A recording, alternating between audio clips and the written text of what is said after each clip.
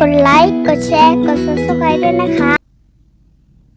กับทักทายสบายดีพี่น้องFCเบิร์ดทุกคนตาสบายดี FC ทั้งฝั่งลาวฝั่งไทยและทางต่างประเทศจะเจอกับพวกผมพ่อกับป้าสาวลาวไก่ที่เก่าทุกคน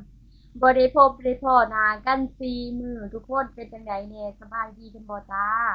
ป้าน่ะสบายดีอยู่ทุกคนแต่ก็เหมือนหูแต่ก็เหมือนหูกันว่าถ้ากลับมาอยู่กรุงเทพแล้วอ่ะบ่ฮู้จะถ่ายหยังทุกคนบ่มีคอนเทนต์ทุกคนจ้า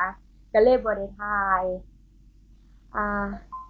มื้อนี้เนาะเป็นวันแรกเนาะ18 พฤษภาคม69ทุกคนลูกสาวเปิดเทอมจ้าทุกคนจ้าตอนนี้อยู่คนเดียวก็สิเงียบเหงาแน่ทุกคน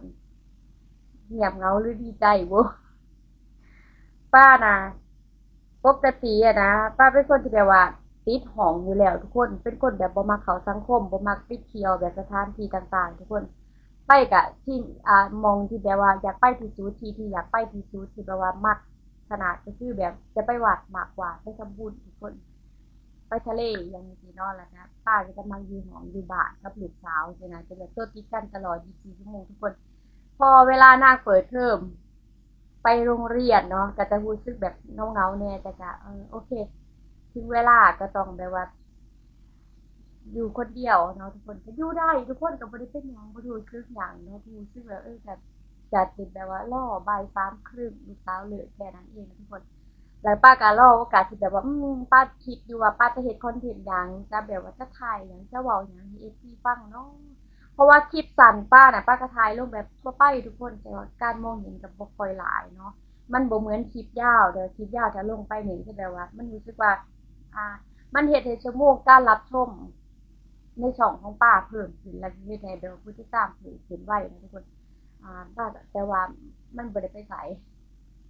บ่ได้ไปไสถ้าสมมุติว่าตอนนี้ป้ายังอยู่บ้านเนาะช่วงนี้คือหน่อไม้ออกเฮ็ดออกอาจจะไปไถไปนาทุกคนแต่ก็เดี๋ยวจะรอจะเบิ่งก่อนว่าจะมีโอกาสได้กลับไปบ่ช่วงที่แบบว่าพอดำนาเพราะว่าถ้าพอนั้นแล้วเฮ็ดนาปีทุกคนนาปังเสร็จเรียบร้อยทุกคนจ้าหลังจากที่ป้ากลับมา1 อาทิตย์พอป้าเก็บเกี่ยวเรียบร้อยแล้วทุกคนเขานาปังเนาะปีนี้ขาดทุนทุกคนขาดทุนหลายเลยแหละจาก100 กว่ากระสอบได้แค่89 สอบทุกคนได้แค่89 สอบแต่ก็ยังดีเนาะยังดีแบบว่ายังได้ทุกคนเพราะว่ายังเพราะว่ามันแบบว่าเขาบ่ค่อยงามทุกคนบ่ค่อยเป็นร่วงเขาบ่ค่อยงามปานใดนะใส่ปุ๋ยอยู่ก็อาจจะใส่บ่เพียงพอเพราะปุ๋ยก็แพงทุกคนบัดนี้ที่นี่คนผู้เดียวเนาะเฮ็ดงานทุกคนคือป้าเว้าให้ฟังเลยทุกคนมันป้าเว้าให้ FC ฟังว่ามันแบบว่าถ้าคนอื่นเขาแล้วเขาก็จะแบบว่าปล่อยงัวปล่อยควายทุกคนมันก็เป็นปกติอยู่แล้วเพราะว่าหน้าแล้งอ่าหมู่บ้านต่างๆแถวบ้านป้าเนาะเขาจะแบบว่าพากันแบบว่าปล่อย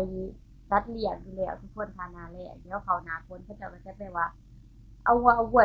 อยู่ในแล้งในคอกทุกคนจะแบบว่าจะจะเอาไปกินหญ้ากินหยังจะเลี้ยงมากกว่านะคนทุกคนบอกง่ายๆเนาะแต่ว่าถ้าหน้าแล้งก็จะปล่อยให้มันแบบว่าไปหากินเองทุกคน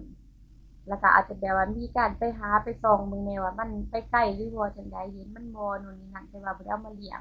ประจำเนาะบ่คือหน้าฝนนี่จะเอาสัตว์เลี้ยงมาเลี้ยงเป็นประจำทุกคนอ่าทีนี้มันก็มีวัวมีควายน่ะมันแบบว่ามันเหยียบเขาพาเขาอย่างทุกคนบางทีแบบฝนตกเนี่ยไอ้ฝนตกไอ้ช่วงที่ป้ากลับบางทีป้าบ่นว่าฝนมันตกเขาเฮ็ดให้เขาแบบได้รับความเสียหายทุกคนเนื่องจากว่าเกี่ยวมือแม่นบ่ มันเขามันสุกแห้งๆแล้วมันก็ร่วงเนาะพอมันกรอบแต่ทุกคนมันร่วงลงไปแล้วทีนี้มันก็ไปโดนน้ำโดนหยังมันก็ออกหน่อทุกคนผลผลิตมันก็หายไปแบบนี้เหมือนหายไปครึ่งต่อครึ่งทุกคนแต่ก็ยังโชคดีที่เราได้80 กว่าสอบเนาะก็ถือว่าโอเคอยู่อยู่กันแค่3 ปากนะทุกคนเฉพาะแล้วก็แบบว่าขายไปส่วนหนึ่งเอามาใส่แบบค่าปุ๋ยค่าน้ำค่าไฟอหยังที่แบบว่าค่าไฟค่าน้ำที่ว่า เอาน้ำขึ้นใส่น้ำใส่ไฟมาเฮ็ดนาปังทุกคนได้ค่ะปุ๋ยกระจบสินไปเนาะสำหรับผลผลิตนาปังแล้วก็อ่าภาระหนี้สินที่เอามาเฮ็ดนาปังทุกคนแล้วก็เรียบร้อยแล้วนี่ก็คือรอหน้าปีทุกคนตอนนี้ก็คือแบบว่าเตรียมเงินที่จะซื้อปุ๋ยแล้วก็จะเฮ็ดหน้าปีเนาะน้ำมันเนี่ยทุกคนน้ำมันมันก็แพงมันบ่ช่วงนั้นช่วงที่แบบว่าเฮ็ดนาปังน้ำมันแพงพอดีเหมาะเจาะเลยเขาช่วงที่จะตัดเขาเราพอก็เลยแบบว่า ไปซื้อน้ำมันแบบว่ามันจำเป็นนะทุกคน มันจำเป็นแพงมันก็จำเป็นต้องไปซื้อแล้วก็เลยแบบนั่นแหละพ่อแบบว่าเฮ็ดได้ผลผลิตมากก็มาขายมาเฉลี่ยเบิ่งว่าขาดทุนหรือได้จังซี่เนาะทุกคนแล้วก็ไปใช้จ่ายเงินในส่วนต่างๆที่เฮาแบบว่าไปติดไปค้างไว้ทุกคนแล้วก็เรียบร้อยเดี๋ยวก็หน้าปีเพิ่นก็จะทำการเป็นนี่แหละถ้าฝนตกนำๆก็ประมาณน่าจะกลางเดือนนี้หรือปลายเดือนเนาะทุกคนฝนมันตกเพิ่นก็จะตกกะตกหยังกันนั่นแหละเพิ่นเฉพาะเราบอกกับป้าว่าเราน่ะตาดำแค่2ไร่จะดำหน้าแค่2ไร่เนาะจะบ่ดำหลายทุกคนเพราะว่าถ้าบ่ดำถ้าหวานทั้งเบิดอะจะบ่ได้เข้าเนาะมันจะบ่ได้เข้าทุกคนก็เลยว่าดำแหน่หวานแหน่เลยนะทุกคนเพื่อที่จะดูให้มันได้ผลผลิตมาน่ะส่วนหนึ่งเนาะแบบว่าการเฮ็ดหน้าดำมันก็ดีกว่าหน้าหวานนะทุกคนถ้าแบบว่ามีคนแบบว่าเฮ็ดหลายแล้วก็ถ้าแบบว่าในครอบครัวมีคนหลายมีคนซอยหลายว่าซั่นซะถ้าคนเดียวมันก็จะบ่แล้วเนาะป้าน่ะก็คิดว่าป้าอยากลงไปช่วง หน้าฝนอยากลงไปช่วงเฮ็ดหน้าปีทุกคนเพราะว่ามันเป็นสวรรค์ของป้าเลยเด้บอกตรงมันเป็นสวรรค์ของป้าเลยได้เวลากลับบ้านหรือว่าช่วงหน้าปีทุกคนฝนฟ้ามันมาเนาะเพราะว่าหน้าปีของกินของอยากมันก็หลายทุกคนป้าก็อยากไปอยากแต่ว่าป้าเองอะเอาจริงๆอะถ้าป้าบ่ได้ติดพันภาระหน้าที่แบบว่ามีลูกมีเต้าต้องดูแลต้องอิหยังจังซี่นะป้าอยากกลับไปอยู่บ้านเลยทุกคนอยากกลับไปแล้วอยากกลับไปอยู่กับพ่อนะเพราะว่าพ่อแล้วก็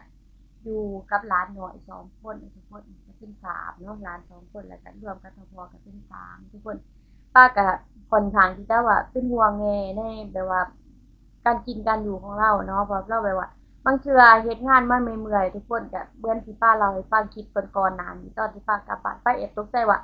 เฮ้ยพอป้าแบบว่าใช้ชีวิตแบบนี้เหรอจังซี่นะทุกคนแบบว่า เฮ็ดกลับมาเหนื่อยๆเนาะมันค่ำมืดเพราะว่าคนผู้เดียวมันต้องเร่งเวียกเร่งงานน่ะทุกคนเฝ้าเฮ็ดเฝ้าแล้วสินะ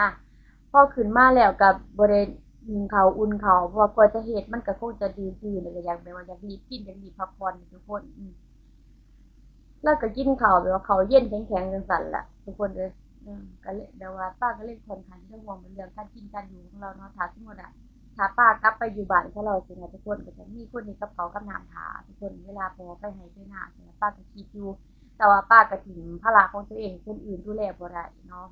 ทิ้งแบบว่าทิ้งลูกสาวของป้าน่ะให้แบบว่าคนอื่นดูแลให้บ่ได้เพราะแฟนก็อ่าบ่ค่อยจะแบบว่าได้อยู่บ้านมื้อเทื่อเขาไปเฮ็ดงานนี่ทุกคนกลับมา2-3ทุ่ม4-5ทุ่มจังซี่นะทุกคนคันไปไกลเนาะถ้างานมันบ่แล้วง่ายสิลูกก็ต้องอยู่คนเดียวจังซี่นะต้องฝากลูกไว้ให้น้องสาวเลี้ยงให้มันก็บ่คือเนาะเราจะไปทิ้งภาระเราจังซี่นะป้าก็เลยเดี๋ยวเบิ่งก่อนว่าถ้าน้องที่นาแบบว่า ดูแลตัวเองได้หรือจังใดอาจจะกลับไปมาๆทุกคนเพราะมันก็ห่วงทั้งสองทางเนาะ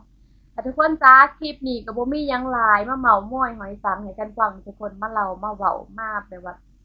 ปล่อยหายคิดฮอดคิดถึงทุกคนเอ้ยป้าเองบ่ค่อยได้ลงคลิปแล้วก็บ่ค่อยได้เฮ็ดคลิปนั่งเว้านานๆแล้วเนาะบ่ค่อยได้ออกกล้องมันก็จะแบบลิ้นพันกันเนี่ยทุกคนแต่บอกติดๆขัดๆเด้อจ้ะจะได้กราบขออภัยพี่น้อง FC หลายๆเด้อจ้ะถ้าผิดพลาดประการใดเนาะ จะได้ก็ฝากกดไลค์กดแชร์กด Subscribe แล้วก็ฝากกดสั่นกระดิ่งให้ป้าด้วยจ้ะทุกคนเพื่อที่จะบ่พลาดคลิปต่อไปของป้าเนาะจะได้ก็ฝากเป็นกำลังใจให้กันเด้อจ้ะเด้อให้ป้าได้แบบว่าได้แบบว่ายอดซับป้าขึ้นนะจ้ะทุกคนจ้ะ4ปียอดซับอยู่แค่15,000ทุกคนเนาะจะได้ฝากทุกคนเด้อจ้ะเด้อมื้อนี้ขอตัวลาไปก่อนสบายดีสวัสดีค่ะไว้พบกันในคลิปวิดีโอหน้าจ้ะทุกคนจ้าบ๊ายบายจ้า